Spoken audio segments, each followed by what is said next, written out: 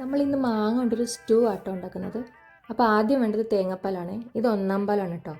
നമ്മൾ ഈ ഡിഷിൽ നേരിട്ട് ഒട്ടും വെള്ളം ചേർക്കുന്നില്ല. അതുകൊണ്ട് തന്നെ ഒന്നാം പാലെടുത്ത് തേങ്ങയിലേക്ക് കുറച്ച് അധികം വെള്ളം ഒഴിച്ച് അരിച്ചതാണ് കണ്ട രണ്ടാം പാൽ കേട്ടോ. ഇനി ഒരു പാത്രത്തിലോ ചട്ടിയിലോ നീളത്തിലരിഞ്ഞ സവാള, പച്ചമുളക്, ഇഞ്ചി, മഞ്ഞൾപ്പൊടി, മുളക് പൊടി, ഉപ്പ്, വെളിച്ചെണ്ണ ഇതൊക്കെ കൈകൊണ്ട് തിരുമ്മി യോജിപ്പിച്ച് അടുപ്പത്ത് വെച്ച് നമ്മൾ നേരത്തെ മാറ്റി വെച്ചിട്ടുള്ള രണ്ടാം പാൽ ഒഴിച്ച് അടച്ച് വെച്ച് തിളപ്പിക്കാം കേട്ടോ. ഇത് നല്ലപോലെ തിളച്ച് വരുന്ന സമയത്ത് തോലൊക്കെ കളഞ്ഞ് കനം കുറച്ച് അരിഞ്ഞ് വെച്ചിട്ടുള്ള പുളിയില്ലാത്ത പഴുത്ത് തുടങ്ങിയ മാങ്ങ ചേർക്കാം കേട്ടോ.